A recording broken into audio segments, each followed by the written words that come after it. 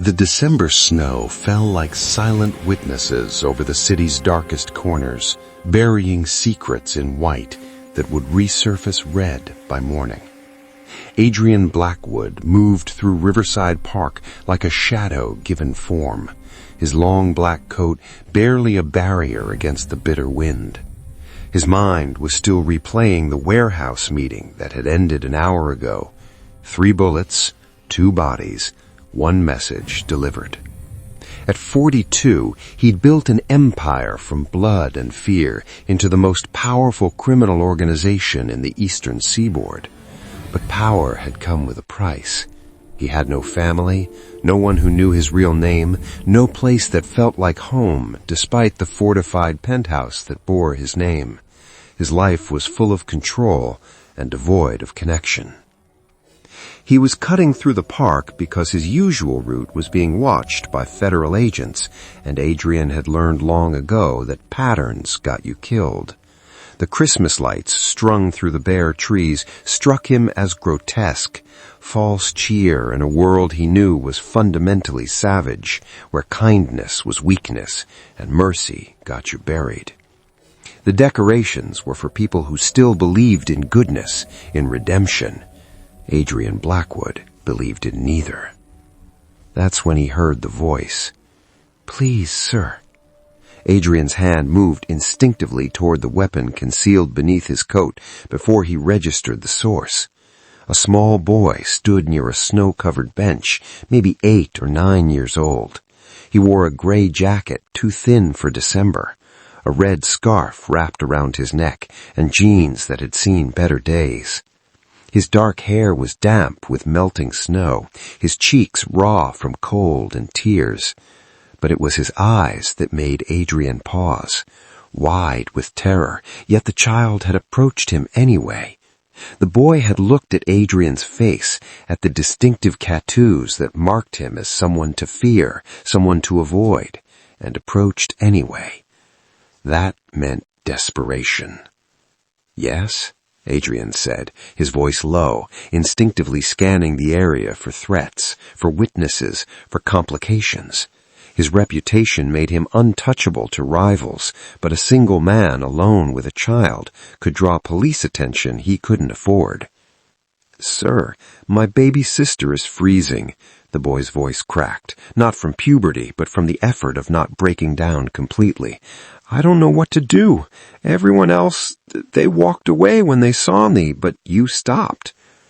That's when Adrian noticed the bundle the child was holding against his chest. A baby wrapped in what looked like a thin blanket, making weak mewling sounds that were barely audible over the wind. The infant couldn't have been more than a few months old.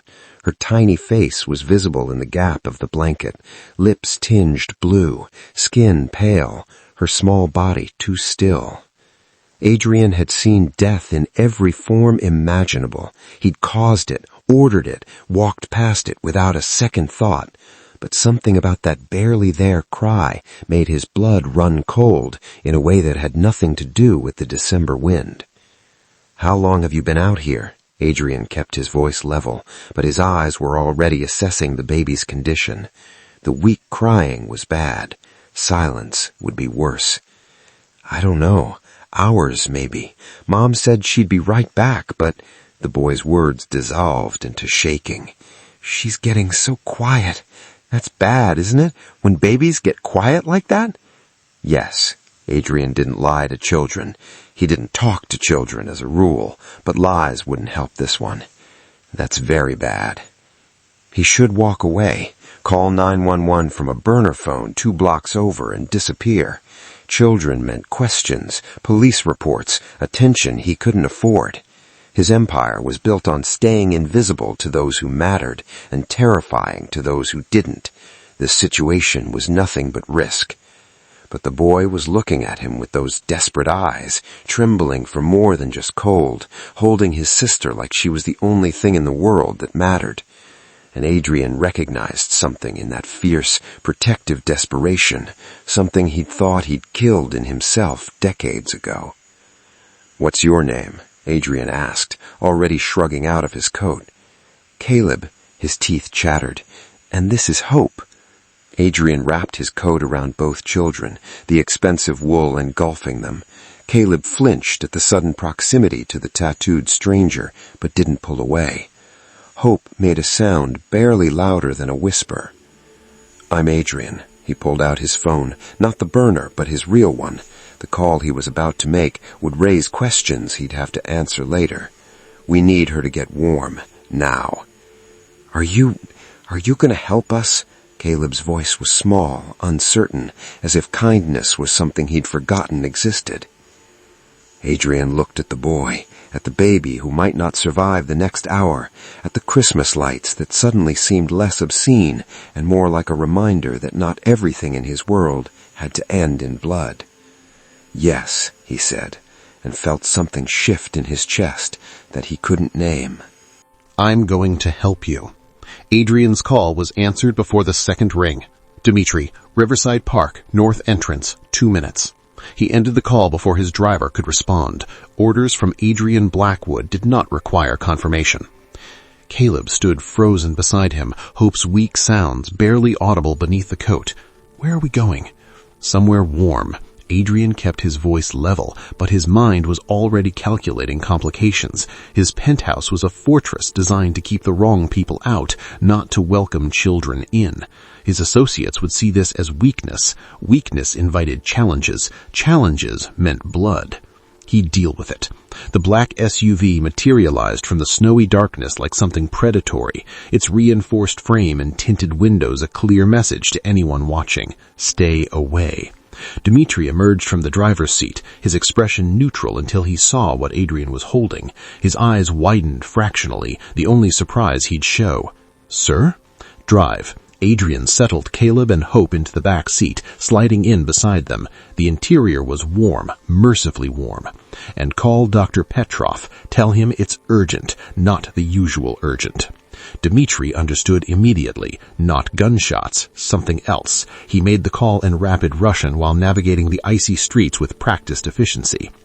Caleb pressed himself against the far door, his arms wrapped around Hope as if someone might tear her away. His eyes darted between Adrian and Dimitri, taking in the bulletproof glass, the communication equipment, the barely concealed holster at Dimitri's side. "It's okay," Adrian said, though he wasn't sure it was. Nothing about this was okay. "You have guns," whispered Caleb. "Yes." Are you going to hurt us?" Adrian met the boy's eyes. "No, I'm going to help your sister. But Caleb, the place we're going, the people there, they're not like you. They're going to seem scary, but no one will touch you. Do you understand? No one." Caleb nodded slowly, not understanding at all, but having no choice but to trust. The Blackwood Tower rose 40 stories above the city, its top floors reserved for the man who owned it. The private elevator required 3 separate codes and a fingerprint scan. 2 armed guards flanked the entrance to the penthouse, their hands moving toward weapons before they recognized Adrian. Then they saw the children. "Boss?" Marcus, the senior guard, looked confused. Confused was dangerous in their line of work. "They're with me. Anyone asks, you saw nothing. Dr. Petrov is coming up. Send him straight through." Inside, the penthouse was all dark wood, steel, and glass, beautiful and cold, like a photograph of wealth without warmth. Victor emerged from the study, his phone in hand, stopping dead when he saw Adrian's cargo. "Boss, what the hell?" "Not now." Adrian moved past him into the living room, lowering Hope onto the leather couch. The baby's lips were dangerously blue, her breathing shallow. He'd seen hypothermia before, in the bodies of men his rivals had left as messages. Those men hadn't survived. This child would. Caleb hovered nearby, shaking from cold and fear. Adrian grabbed a throw blanket from the chair, wrapping it around the boy. "Sit, warm up. Your sister needs help." Dr. Petrov arrived 6 minutes later, his medical bag in hand, his expression carefully neutral as he took in the scene. "How long exposed?" Petrov knelt beside Hope, his hands already examining her with clinical precision. "Unknown. Hours, possibly." Petrov worked in focused silence, checking vitals, body temperature, responsiveness. The minutes stretched like hours. Caleb watched with desperate intensity, and Adrian found himself watching too, tension coiling in his chest. "Severe hypothermia, core temperature dangerously low, but she's young, resilient. Another 30 minutes in that cold." He shook his head. You found them just in time. Behind Adrian, Victor cleared his throat. Boss, a word. Adrian followed him to the hallway, keeping the children in view. Victor's expression was hard. This is a mistake. Children mean questions, police, attention we don't need. Are you questioning my judgment? I'm protecting your interests, our interests. What's your plan here? Play father while the feds watch our every move? Adrian's voice dropped to something dangerous. My plan is that these children live. Anyone who has a problem with that can take it up with me personally. Victor held his gaze for a long moment, then nodded. Your word is law, boss. Just hope you know what you're doing. Adrian looked back at Caleb, who was watching him with those wide, frightened eyes, unsure if he'd been saved or captured. So was Adrian. Dr. Petrov worked through the night, monitoring Hope's temperature as it slowly climbed back toward normal. By 3 a.m., the baby's color had improved, her breathing steadier. She slept fitfully on the couch, wrapped in heated blankets, her tiny chest rising and falling with merciful regularity. Caleb refused to leave her side, perched on the edge of the cushion like a small sentinel. Adrian brought him hot chocolate, something he'd had to order Dmitri to acquire from a 24-hour diner, and sat in the chair across from him. The boy's hands shook as he wrapped them around the mug. She's going to be okay, Adrian said. It wasn't a question. He'd make it true through sheer force of will if necessary. Caleb nodded, tears sliding silently down his face. The adrenaline was wearing off, leaving only exhaustion and fear. Caleb, Adrian kept his voice gentle, an unfamiliar effort. I need you to tell me what happened. Why were you in that park? The boy's hands tightened on the mug. My mom, she said we were just going for a walk. She does that sometimes when she's upset. But then we got to the park, and she told me to sit on the bench with Hope, said she'd be right back. How long ago? Morning, I think, before lunch. Caleb's voice was barely a whisper. I waited. I kept waiting. It got dark and cold, and Hope started crying and wouldn't stop, and I didn't know what to do. I wanted to ask someone for help, but Mom always said, don't talk to strangers, and everyone who walked by looked at us like... He trailed off. Like you were trouble they didn't want. Caleb nodded miserably. But then I saw you, and I know I shouldn't have approached you because you look really scary, but Hope was so cold and quiet, and I thought maybe the scary stranger would help when no one else would. Yeah, and are you a bad man? You have guns, and everyone here seems afraid of you. Adrian considered lying, considered softening the truth, but this child had chosen him with clear eyes, had trusted him despite every instinct screaming danger. He deserved honesty. Yes, I am a bad man, but not to you. Caleb absorbed this with the gravity of a child who'd already learned the world was complicated. Okay. Your mother, Adrian continued carefully. Where was she going? Did she say? No, but... Caleb hesitated. She's been different lately, scared all the time. And there were these men who came to our apartment. They were mean to her. They said she owed them money. Adrian's blood went cold. What men? Did you hear names? One of them was called, I think it was Yuri.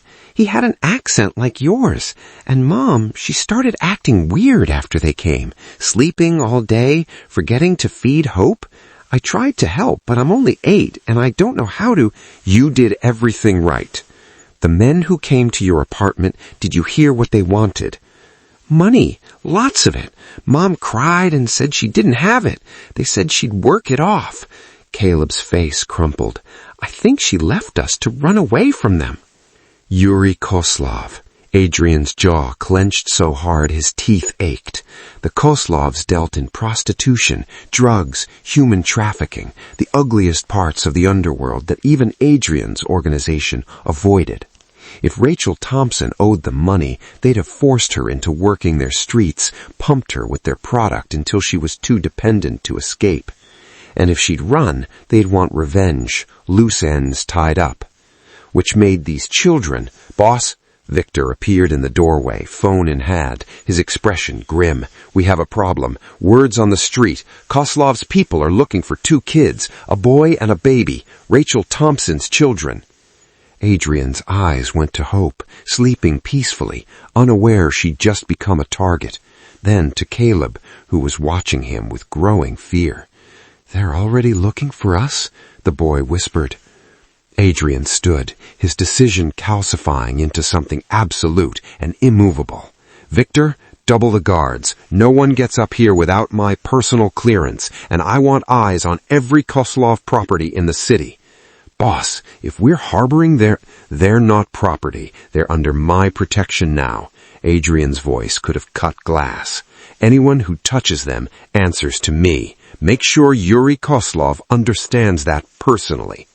Victor's eyes widened slightly. "You're declaring war over 2 kids?" Adrian looked at Caleb, at Hope, at these 2 innocent lives caught in a world they'd never chosen, a world he'd helped create. "I'm declaring them untouchable. There's a difference." But they both knew, in their world, there wasn't. By dawn, Adrian had made decisions that would have seemed impossible 12 hours earlier. The children would stay. Not temporarily, not until he found them somewhere safer, because there was nowhere safer than under his protection. The Koslovs wanted them dead. The system would separate them. Here, in the eye of the storm, they had a chance. Mrs. Rosa arrived at 7 a.m., summoned from the restaurant where she managed the books, and asked no questions about the money that didn't match the customers. She was 63, with gentle eyes and hands that had raised 5 children of her own. When she saw Hope and Caleb asleep on the couch, something shifted in her expression. "Mr. Blackwood," she said carefully, "these children need care, proper care. I'm offering triple your current salary. You tell no one, not your family, not your priest, no one that they're here. Can you do that?" Mrs. Rosa looked at the sleeping children, at Adrian's tattooed face, and made her own calculation. "They're in danger, yes, from bad people, the worst, and you're protecting them." Adrian nodded once. Mrs. Rosa set down her purse. "I'll need supplies, clothes, formula, toys, proper bedding. That baby needs pediatric care, vaccines, checkups. The boy needs school materials, structure, normalcy. Whatever they need. Dmitri will take you shopping. Use cash, nothing traceable." "Mr. Blackwood," Mrs. Rosa's voice softened, "why are you doing this?" Adrian had no answer that made sense, because no one else will. The days that followed fell into a strange, tense rhythm. Mrs. Rosa transformed the guest suite into a makeshift nursery, filling it with warmth that seemed alien in Adrian's cold fortress. Hope responded to her gentle care, growing stronger. Caleb remained wary, watching everything with those 2 old eyes. Adrian's men adapted with varying degrees of confusion. Marcus and Dmitri accepted the new reality without question. The boss had spoken. Others, like Victor, remained skeptical but obedient. At Adrian's orders, the entire security team was briefed. The children were untouchable. Anyone who harmed them, threatened them, or even spoke harshly to them would answer to Adrian personally, no exceptions. But Adrian couldn't hide what he was. The penthouse was a fortress for a reason. Armed guards at every entrance, surveillance covering every angle, late-night meetings in his study where voices rose in anger and ended in absolute silence. Caleb saw it all. The boy watched men with guns defer to Adrian with fear, watched Victor bring news of violence delivered and received, watched Adrian clean blood from his knuckles one evening after a business meeting went wrong. It came to a head on the 5th night. Adrian found Caleb sitting by Hope's crib, his small shoulders hunched. "Can't sleep?" Adrian kept his voice low to avoid waking the baby. "I keep thinking about those men, the ones looking for us." Caleb's voice was steady, but his hands shook. "Mrs. Rosa says we're safe here, but I see the guns, I hear the fights, I know what you are." Adrian lowered himself to sit against the wall, bringing himself closer to the boy's eye level. "What do you think I am?" "A bad man, like the men who scared my mom, maybe worse, because everyone's afraid of you." The words should have meant nothing. Adrian had been called worse by better people, but something about hearing it from this child's mouth, stated as simple fact without judgment, cut deeper than expected. "You're right," Adrian said finally. "I am a bad man. I've hurt people, killed people, built my life on fear and violence. If your mother had known who I was, she never would have wanted you near me." Then Caleb turned to look at him, those wide eyes searching Adrian's face. "Then why are you helping us?" "I don't know." The honesty surprised them both. Maybe because your sister was dying and you were brave enough to ask? Maybe because the world has enough people who look away from children in trouble? Maybe because... He paused, struggling with words he'd never spoken. Maybe because being bad doesn't mean you can't do one good thing. "The other men here, will they hurt us if you're not around?" "No." Adrian's voice hardened to steel. "I've made it clear. You and Hope are untouchable. That means sacred, protected. Anyone who harms you dies. That's not a threat. It's a law in my world." Caleb absorbed this, intelligent enough to understand what was being promised. But what if something happens to you? Adrian had already considered this. He'd updated his will, established trusts, created fail-safes. If he died, these children would be protected and provided for. But he couldn't explain estate planning to an 8-year-old. "Nothing's going to happen to me. I'm very good at staying alive." "Because you're scary." "Because I'm careful. And now I have better reasons to stay careful." Caleb was quiet for a long moment, watching Hope sleep. "I'm still scared of you sometimes, but I'm glad you stopped that night. I'm glad you didn't walk away like everyone else." Adrian felt something crack in his chest, something he'd thought he'd sealed off decades ago. "So am I." "Mr. Blackwood?" "Just Adrian."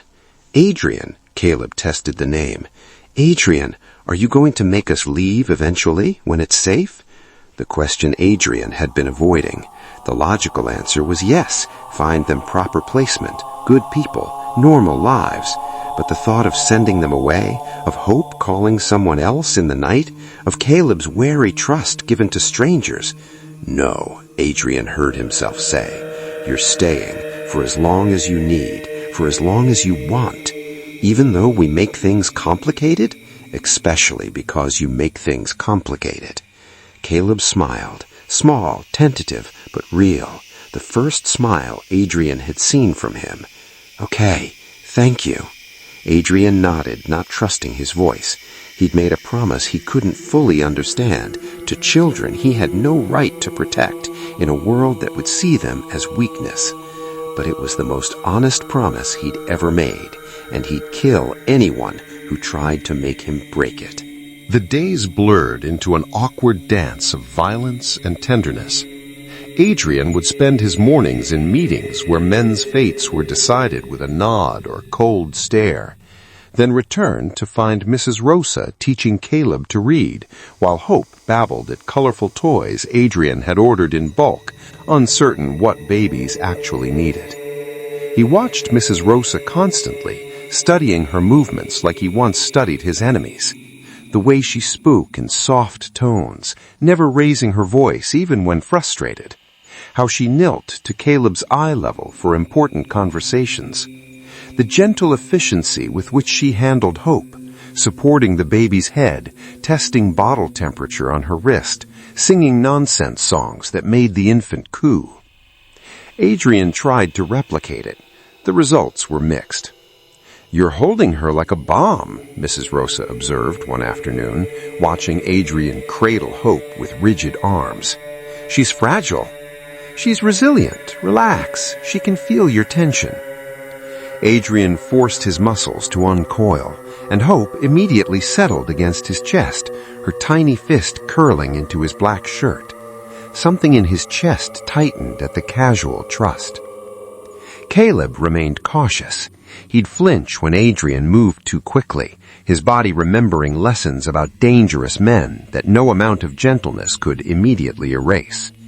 Adrian learned to telegraph his movements, to speak before approaching, to make himself smaller and less threatening in ways that would have gotten him killed in any other context. The toys helped. Adrian had entire stores worth delivered, puzzles, books, building blocks, stuffed animals. He had no idea what 8-year-olds liked, so he got everything. Caleb's eyes had widened at the mountain of packages, but he'd approached them carefully, as if they might be taken away. You can play with them, they're yours. All of them? All of them. Caleb had selected a book about space and sat reading it, stealing glances at Adrian as if waiting for permission to continue. Adrian had no idea how to play, how to engage, how to be anything other than what he was. So he sat nearby, working on his laptop, simply present. It seemed to be enough. The breakthrough came on the 9th night. Hope woke screaming at 2 a.m., her cries echoing through the penthouse. Mrs. Rosa had gone home for the evening. Adrian reached the nursery first, lifting the baby from her crib. She was burning up, her small body radiating heat, her face flushed and wet with tears. Dr. Petrov walked him through it over the phone. Likely just a virus. Monitor her temperature, keep her hydrated, bring her to the clinic if it spiked above 102. But Adrian couldn't put her down. He paced the nursery with Hope against his shoulder, his tattooed hands impossibly careful as he checked her temperature every 20 minutes, offered her water from a bottle, kept her cool with damp cloths. She cried for hours, inconsolable, and Adrian felt more helpless than he ever felt facing down armed enemies. Violence he understood. This, a suffering child he couldn't fix with threats or force. This was beyond him. So he did the only thing he could remember before he became Adrian Blackwood. He sang. The Russian lullaby came from somewhere deep, a melody his own mother had sung before the vodka and the man and the violence had taken her. His voice was rough, unpracticed, but Hope's crying softened to whimpers, then to quiet breathing against his neck. Spi mladenets rozpreklasny. He didn't notice Caleb in the doorway until the boy spoke. What language is that? Adrian turned carefully, keeping Hope settled. Russian. It's a lullaby. Caleb stepped into the room, his eyes less wary than usual. It's pretty. My mom used to sing to us, not in Russian, but she'd sing when we were scared or sick. So did mine. The words emerged before Adrian could stop them, long time ago. What happened to her? Adrian looked down at Hope, now sleeping peacefully despite her fever. She got lost in bad choices and worse people. I couldn't save her.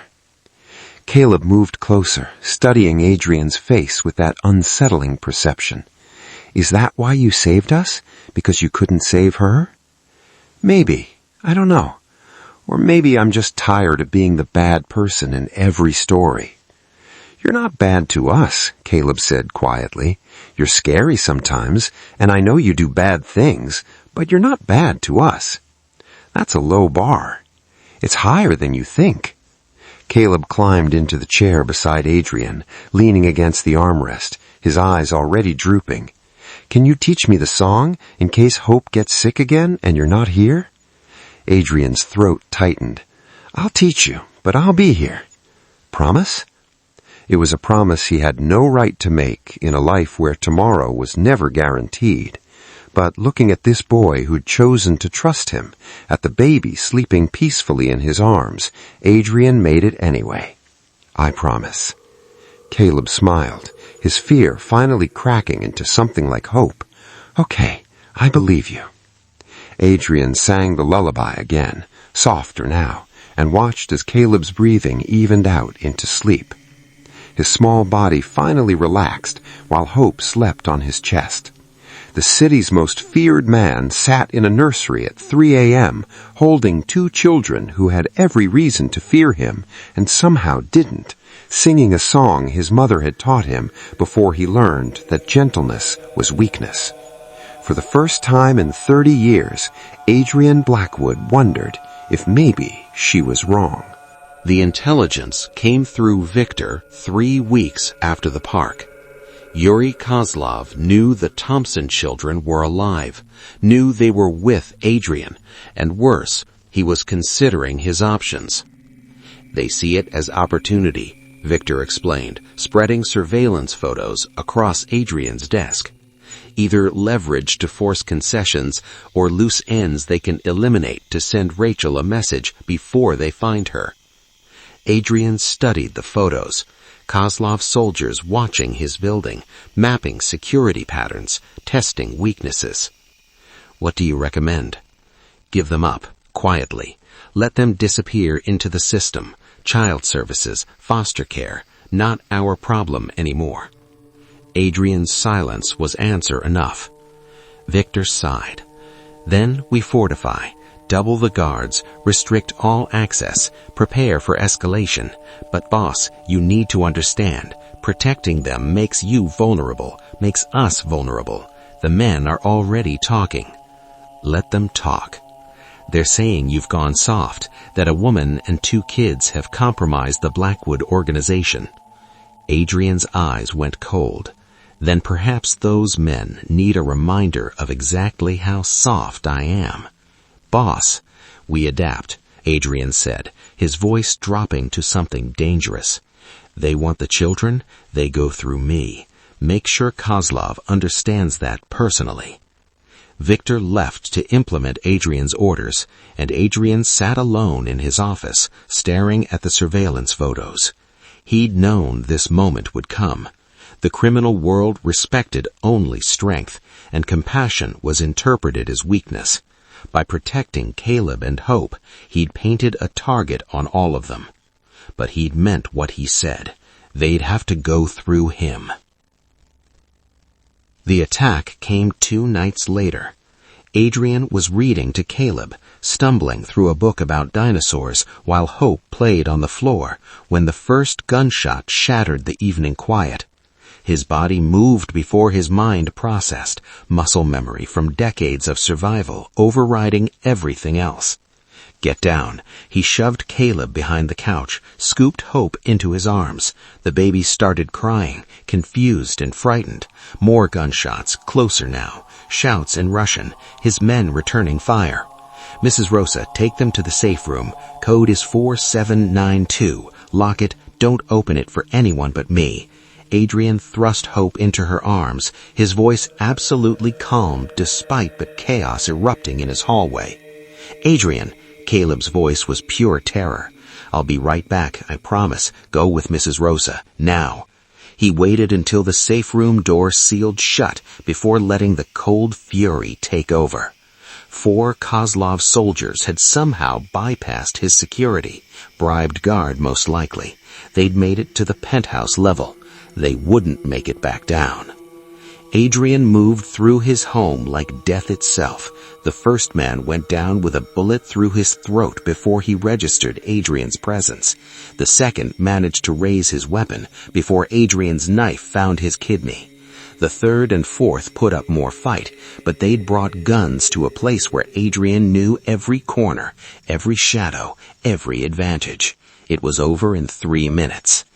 Victor arrived with reinforcements to find Adrian standing in his ruined living room, 4 bodies bleeding on his floor, his hands red, his expression empty of everything except cold calculation. Secure the building, find who let them in, make an example. Adrian's voice was flat. And get a cleaning crew. I want this gone before the children see it. But he was too late. The safe room door opened, and Caleb stood frozen in the doorway, Mrs. Rosa trying to hold him back. The boy's eyes took in everything, the bodies, the blood, Adrian standing in the center of it all, like some dark avenging angel. Caleb, Adrian started. You killed them. The boy's voice shook. You killed all of them. Adrian didn't insult him with denials. Yes. There's so much blood. Yes. Did they, Caleb, his voice cracked, did they come to hurt us? Adrian moved toward him carefully, noting how the boy flinched but didn't run. They came to kill you, both of you. They would have done it without hesitation, without mercy. So yes, I killed them. I killed them because they threatened my family. The word hung in the air between them. Family. Adrian hadn't meant to say it, but he couldn't take it back. Caleb stared at him, this terrifying man covered in other men's blood who just committed murder in his living room. You called us family. You are. The truth of it settled into Adrian's bones, which means I protect you, always, by any means necessary. This is who I am, Caleb. This is what I do. If you can't accept that, I accept it. Caleb's voice was steadier now. I'm scared, but I accept it, because you're right. They came to kill us, and you stopped them. Adrian nodded slowly, something loosening in his chest. Go back to the safe room. Mrs. Rosa will stay with you until this is cleaned up. That night, after the bodies were removed and the blood scrubbed away, after Mrs. Rosa had finally gotten Hope to sleep, Adrian heard sounds from Caleb's room. Soft whimpering, nightmare sounds. He could have left it to Mrs. Rosa, could have maintained his distance, let the boy process the violence he'd witnessed without Adrian's contaminating presence. Instead, he pulled a chair from the dining room and sat outside Caleb's door. Not entering, the boy needed space, but present, standing guard. When Caleb's whimpers escalated to terrified cries, Adrian spoke through the door. I'm here. You're safe. They're gone. The crying quieted. Caleb, right here, not going anywhere. Can you stay? All night if you need. There was a long pause. Then, okay, thank you. Adrian leaned back in the chair, his body aching from the fight, his mind already calculating the Kozlov response. He should be planning retaliation, shoring up defenses, preparing for war.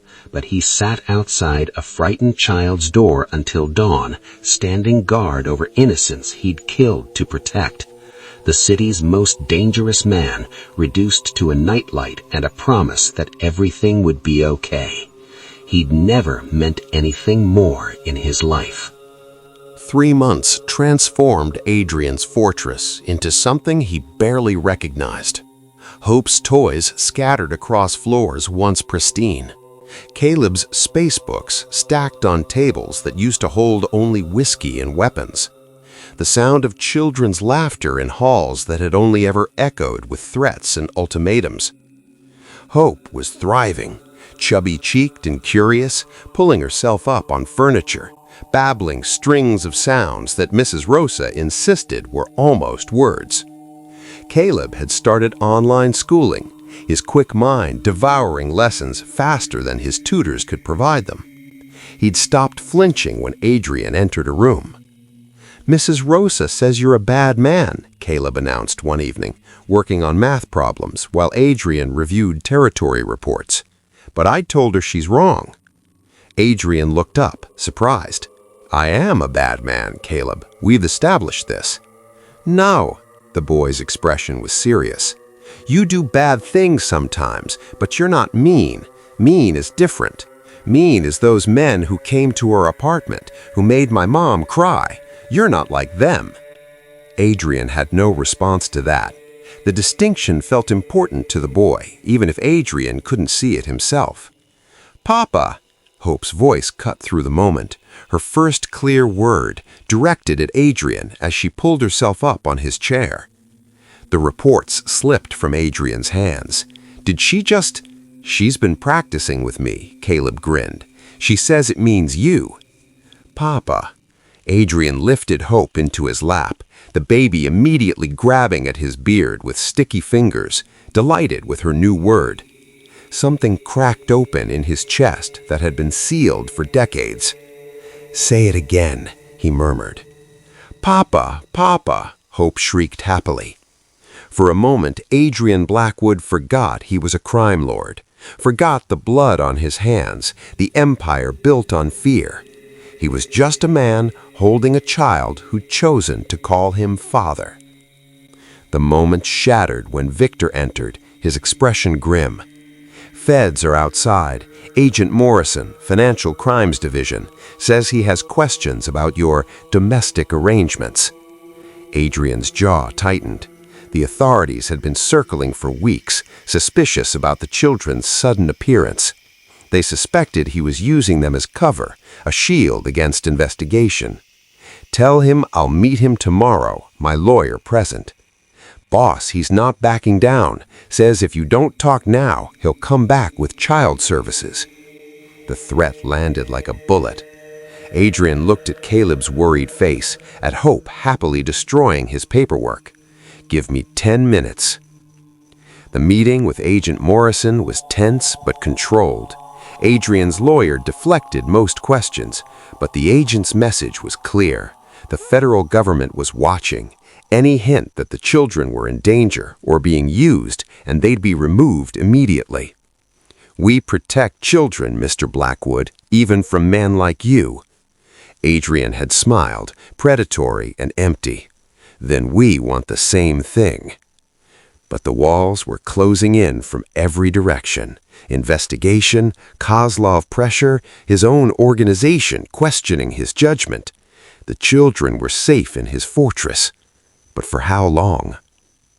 The answer came 2 weeks later. Dr. Petrov had requested Hope come to his private clinic for vaccinations, routine, necessary, and supposedly safe. Adrian had sent Dmitri and 2 guards, maximum security for a simple doctor's visit. He should have gone himself. The call came at 2 p.m. Dmitri's voice shaking, something Adrian had never heard before. Boss, they took her. Kozlov's men. They were waiting. They killed Marcus and Yuri. I'm hit, but alive. Boss, I'm sorry. Adrian's world narrowed to a single point of absolute focus. Where's the clinic? They're gone. Left a phone. It's ringing. Answer it. Put it on speaker. Yuri Kozlov's voice oozed through the line like poison. Adrian Blackwood, I have something that belongs to you. If you've hurt her, she's unharmed for now, crying for her papa. Yuri's mockery was evident. Papa, did she really call you that? A monster like you playing father? Adrian's free hand clenched until his knuckles went white. What do you want? Your territory, the ports, the distribution networks, the political connections, everything you've built. Sign it all over to me and I'll return the baby. You have 24 hours. I need proof she's alive. A pause. Then Hope's crying filled the line, terrified, confused, calling for him. Papa, Papa. The sound nearly drove Adrian to his knees. 24 hours, Yuri repeated. Your empire or the child. Choose wisely. The line went dead. Adrian stood in his office, the phone still in his hand, his mind calculating options with the cold efficiency that built his empire. He could negotiate, could pretend to surrender while planning an extraction, could use his resources to locate them and then strike hard and fast. Or he could give Yuri exactly what he wanted, his empire, everything he'd built through blood and ruthlessness over 20 years, the power, the territory, the fear that made him untouchable. All of it for one baby who'd called him father. Victor entered to find Adrian already moving, his expression settled into something beyond dangerous, something purposeful. Boss, we can find her. Give me 48 hours, I'll locate. No, Adrian's voice was absolute. Get my lawyer, get the federal agent Morrison, and get Yuri Kozlov on a secure line. Boss, you can't seriously be considering... I'm not considering anything. Adrian pulled on his coat, his movements precise and controlled. I'm choosing. Get me Kozlov, now. For the first time in Adrian's life, his choice was obvious. The empire he'd built meant nothing if he lost the family he'd found. He'd burn it all down to bring hope home. Adrian made the call to Yuri Kozlov with Victor, Dmitri, and 8 of his most loyal men listening. His voice was measured, almost cooperative. "I'll give you what you want, the ports, the networks, everything, but I need 48 hours to arrange the transfers properly, legal documents, account access, territory handoffs. You want an empire, not a war." Yuri's laugh was ugly. 24 hours, Blackwood, not 48. Then you'll get a mess that takes months to untangle. 48 hours and you'll have everything clean. I'll even throw in my political contacts, but I need guarantees the child stays alive and unharmed. A pause. Greed won over caution, as Adrian knew it would. 48 hours, but, Blackwood, if you try anything, the baby dies screaming. Understood. The moment the call ended, Adrian's expression shifted from negotiation to something primordial. "Victor, I need locations, every Kozlov property, every safe house, every hole they might hide in. Dmitri, weapons, everything we have, and call in every favor, every debt, every man who owes me blood." "Boss, you just agreed to—" "I lied." Adrian's voice could have cut steel. "I'm not giving him anything except exactly what he deserves. We have 48 hours before he realizes I'm not surrendering. That means we have tonight to end this." Victor's expression shifted to something fierce. "What's the play?" "We'd burn them out, every location simultaneously, and I'm going to tear that stronghold apart brick by brick until I find her." The Kozlov family had operated for years, believing themselves untouchable, protected by alliances and mutual deterrence. They'd forgotten that Adrian Blackwood had built his empire by being willing to do what others wouldn't. They'd made the fatal mistake of thinking he valued territory over family. They learned their error too late. The assault began at midnight, coordinated strikes across the city, Kozlov warehouses erupting in flames, gambling operations raided, key lieutenants disappearing into the night. It was chaos and precision, designed to pull Kozlov's forces thin, to create panic and confusion. While the city burned with manufactured chaos, Adrian and his core team moved on the stronghold. The building was a renovated factory in the industrial district, all reinforced doors and armed guards, Yuri's fortress where he'd felt safe enough to keep hope. Adrian didn't try stealth. He walked through the front entrance with Dmitri and Victor flanking him, and when the guards raised weapons, he was faster, brutally, efficiently faster. This wasn't business, this was personal, this was primal. They fought through the building floor by floor. Adrian moved like violence incarnate. Every technique he'd learned over decades of survival channeled into a single purpose: reach hope. Men went down screaming. Others tried to run. None succeeded. Yuri made his stand on the 3rd floor, surrounded by his remaining soldiers, Hope's cries audible from somewhere behind them. "Blackwood! I'll kill her! One more step and—" Adrian's bullet took him in the shoulder before he could finish. The man crumpled, and Adrian was moving, cutting through the remaining guards with methodical brutality. No mercy, no hesitation. He found Hope in a locked storage room, alone in a portable crib, her face red from crying, her small body shaking with fear and exhaustion. "Papa!" She reached for him, sobbing.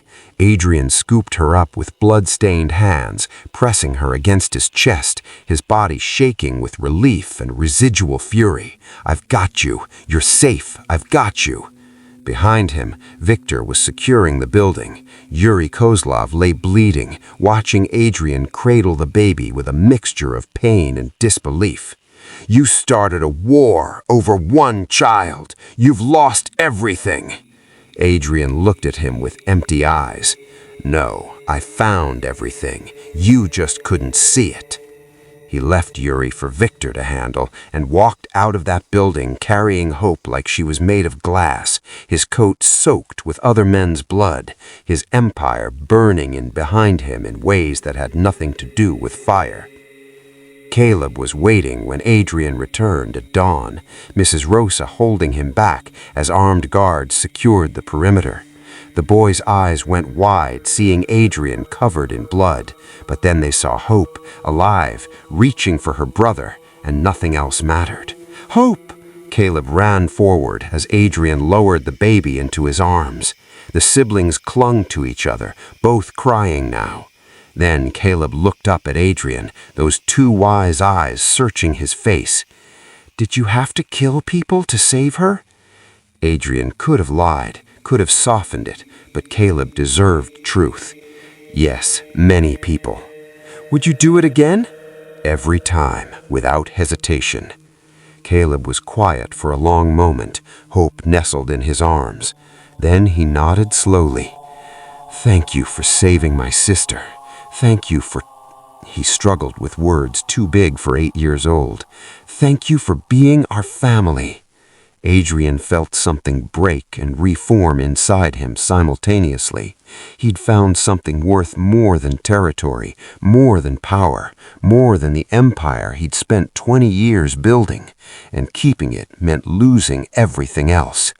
But as he looked at these two children who called him family, who trusted him completely, despite knowing exactly what he was, Adrian realized he'd already made his choice. Some things were worth burning the world down for. Agent Morrison arrived at Adrian's penthouse 36 hours after the Kozlov stronghold burned. He found Adrian sitting calmly in his office, Hope asleep on his chest, Caleb doing homework nearby.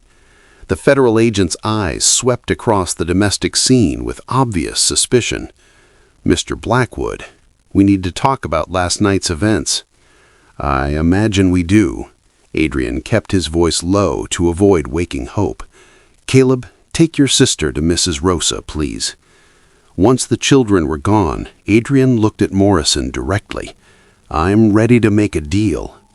"You think you have leverage here? We have you on full cooperation. Every criminal network in the Eastern Seaboard, names, locations, operations, financial records, 20 years of information that will dismantle organizations the FBI has been chasing for decades." Adrian's voice was steady. "In exchange, I want witness protection, new identity, and legal custody of Caleb and Hope Thompson under that new identity." Morrison stared. "You're willing to destroy your entire empire for 2 children who aren't even yours? They are mine, in every way that matters. And yes, I'll give you everything, but the children stay with me, protected and legal. That's non-negotiable." The federal government moved fast when motivated. Within a week, Adrian was testifying before grand juries, his words dismantling criminal organizations that had operated with impunity for decades. Victor, Dmitri, dozens of his former associates, all facing charges based on Adrian's testimony. Some sent threats, others sent assassins. All failed against federal protection that was as ironclad as Adrian's former fortress, but cleaner. His former world collapsed like a house of cards, territory absorbed by rivals or seized by authorities, assets frozen and redistributed. The Blackwood Empire, built over 20 years of ruthless calculation, erased in 6 months of methodical testimony. Adrian watched it burn without regret. 6 months after that December night in the park, David Richardson moved into a modest 3-bedroom house in a quiet suburb 2 states away. Federal marshals secured the perimeter invisibly. The neighbors knew him as a security consultant, former military, they assumed from his bearing and the tattoos he couldn't erase. The tattoos stayed. Some marks couldn't be removed, shouldn't be. They were part of who he'd been, a reminder of how far he'd come. Caleb started public school, making friends who knew nothing about abandoned parks or criminal empires. Hope attended daycare, her vocabulary expanding daily, her nightmares from the kidnapping slowly fading. David worked from home mostly, consulting on security systems for corporate clients, his dangerous knowledge repurposed for legitimate protection. The irony wasn't lost on him. 1 year to the day after finding them in Riverside Park, the adoption was finalized. David Richardson stood in family court, Caleb on his left, Hope in his arms, as a judge declared them legally family.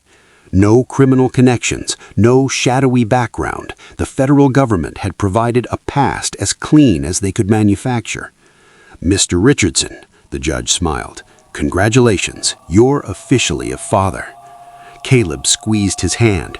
Hope grabbed his tie, delighted by the official atmosphere she didn't understand.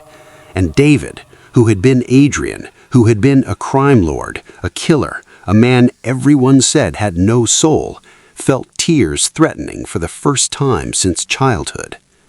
That evening, in their modest living room that bore no resemblance to his former penthouse, David sat on the floor helping Hope stack blocks, while Caleb sprawled nearby with math homework. "Papa, help!"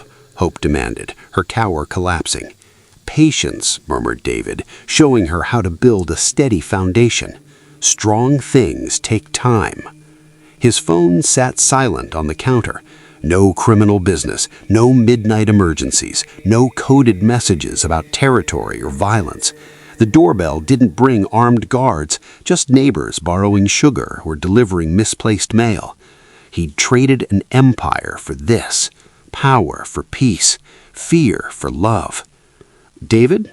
Caleb looked up from his homework. He'd adapted to the new name easily, understanding the necessity. "Can you check this problem?" David examined the math, offering gentle correction. Outside, unmarked federal vehicles maintained their perimeter, protecting them from the remnants of his former life, protection he'd earned by destroying everything he'd built. Hope abandoned her blocks to climb into his lap, her small hands patting his bearded face. "Papa, love you." The words were new, practiced with Mrs. Rosa during their daily video calls, but the sentiment was genuine, absolute, unburdened by any knowledge of who he'd been. "I love you too, sweetheart." "And me?" Caleb asked, a child's need for reassurance. "And you. Always you." Adrian Blackwood was gone, erased as thoroughly as his criminal empire. Federal authorities had buried him under paperwork and new identities, protected him from revenge while using his testimony to dismantle the world he'd ruled. In his place sat David Richardson, a father teaching patience to a toddler, checking homework, planning parent-teacher conferences and birthday parties. A man learning that the greatest power wasn't commanding an empire, but choosing gentleness when you'd only known violence. It was protecting innocence when you'd spent your life destroying it. It was learning that strength meant building blocks on living room floors, not bodies in warehouses. "Papa, watch," Hope said, her tower rebuilt but precarious but standing. David watched and smiled and knew exactly what he'd lost, and what he'd found was worth infinitely more. If this story of redemption and sacrifice touched your heart, please subscribe, like, and share it with someone who needs to hear that change is always possible. Stories like Adrian's remind us that no one is beyond saving, and that sometimes the most broken people become the most devoted protectors. Don't stop here. We have more incredible stories waiting for you. Click on one of our videos to continue this journey of hope, transformation, and unconditional love. Each story will move you in ways you never expected. Thank you for being part of this community. Keep watching, keep believing.